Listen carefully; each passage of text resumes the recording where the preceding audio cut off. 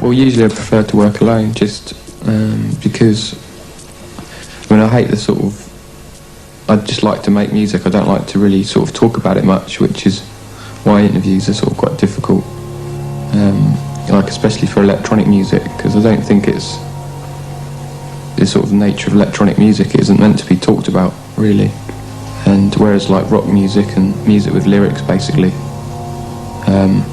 is more sort of directed towards, you know, you can talk about it and stuff because songs have got meanings and stuff, whereas electronic music's more abstract, and this sort of, I think it sort of undermines it when you start talking about it, really. You know, because like all my friends listen to electronic music, but we don't really sit around and talk about it, you know, we just listen to it. Aphex Twin, a biography of the music pioneer early years and childhood, 1971 to 1985. Richard David James, better known as Aphex Twin, was born on August 18, 1971, in Limerick, Ireland. However, he spent his childhood in Lanark, Cornwall, England. His parents were of Welsh descent, and the remote, rugged environment of Cornwall left a profound impact on him. From a young age, James displayed a deep fascination with technology.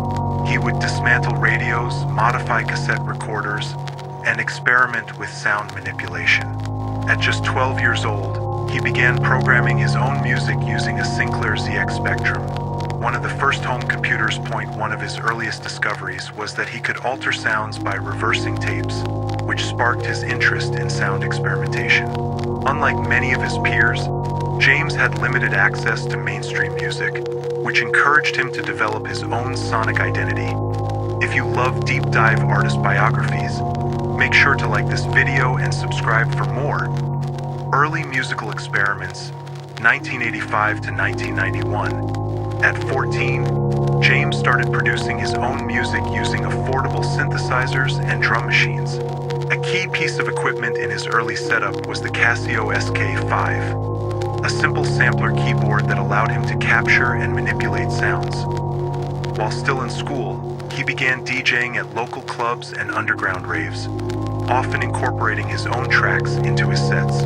His music had a raw, hypnotic energy that stood out. In 1988, he enrolled at Kingston Polytechnic in London to study engineering, but soon dropped out to fully pursue music. During this time, James also started building and modifying his own synthesizers, searching for sounds that no one else had created. His passion for electronic experimentation and unconventional production techniques set him apart from other artists. By the late 1980s, he began releasing music under the moniker Aphex Twin, a name inspired by Aphex Systems Limited, combined with a tribute to his late brother, also named Richard James. Breakthrough with selected ambient works 85 to 92, 1992 to 1993. In 1992, Aphex Twin released his debut album, Selected Ambient Works 85 to 92, through RNS Records. This album was a compilation of tracks he had recorded over the years, blending dreamy, atmospheric synthesizers with intricate beats and melancholic melodies. The album became a groundbreaking success, widely regarded as one of the most influential electronic music albums of all time. Critics praised its ethereal soundscapes and innovative production, cementing Aphex Twin's reputation as a visionary artist. Tracks like Extra Tall and The transported listeners into otherworldly sonic landscapes, inspiring future generations of electronic musicians, including Radiohead, Bjork, and Squarepusher. What's your favorite Aphex Twin album? Let me know in the comments. The evolution of his sound and Reflex Records, 1993 to 1996. Following the success of Saw 85 to 92, James relocated to London, where he became part of the underground electronic scene. In 1991, he co-founded Reflex Records, giving him full creative control over his releases. During this period, his music became increasingly experimental.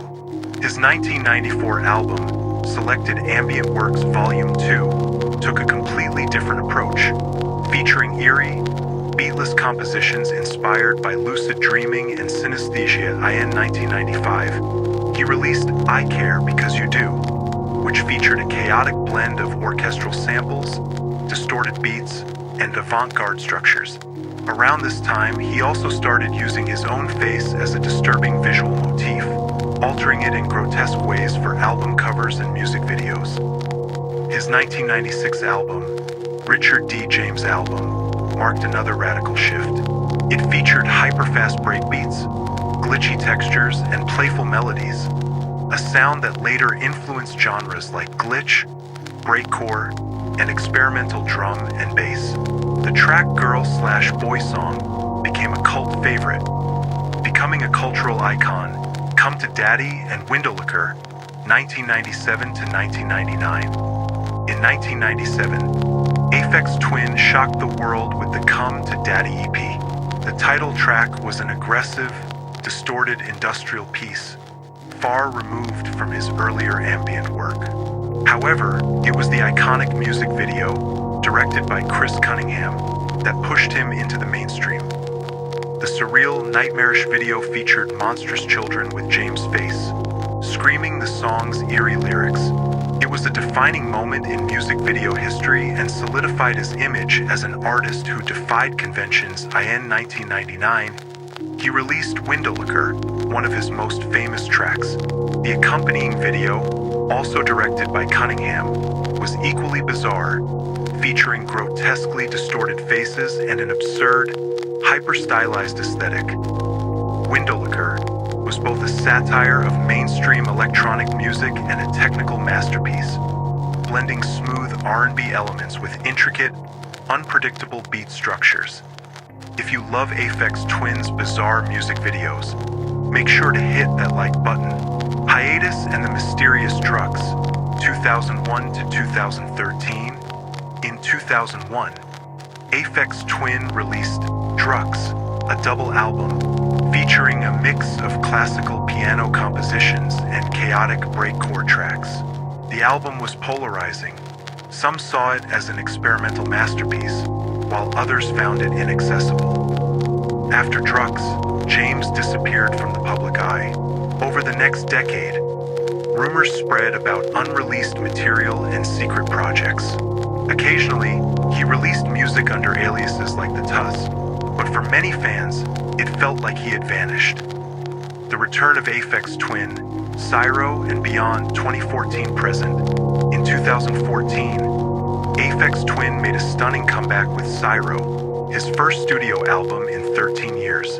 The album retained his signature sound while incorporating modern influences. It was met with critical acclaim and won the Grammy for Best Dance/Electronic Album. Since then, he has released multiple EPs, including Cheetah 2016 and Collapse 2018, and has returned to live performances, showcasing spectacular visual and light shows in recent years. Aphex Twin has continued to push boundaries, using AI-generated visuals, cryptic marketing campaigns, and even selling NFTs of his music. Despite being notoriously private, he remains an enigmatic figure in electronic music. The legacy of Aphex Twin has had an immeasurable impact on modern music. His genre-defying approach has influenced everything from IDM and techno to hip-hop and experimental pop. Artists like Kanye West, Frank Ocean, and even Daft Punk have cited him as an influence. His music is unpredictable, chaotic, emotional, and constantly evolving. Whether it's his haunting ambient works, his aggressive breakcore beats, or his playful melodic experiments, Aphex Twin remains one of the most innovative musicians of all time. If you love unique artists like Aphex Twin, subscribe now and turn on notifications so you don't miss future videos. That's okay. Hell of a show, man. So yeah, we all use Max and Chuck and all those. You're a big influence to us. Look at it being like 3 hours. Yeah, I know. That's okay. I only found out I was doing an hour today. Oh, really? Yeah. Oh, really? It's an hour and a half. Like hour. What was it? 2 minutes to sort my visa out. Yeah.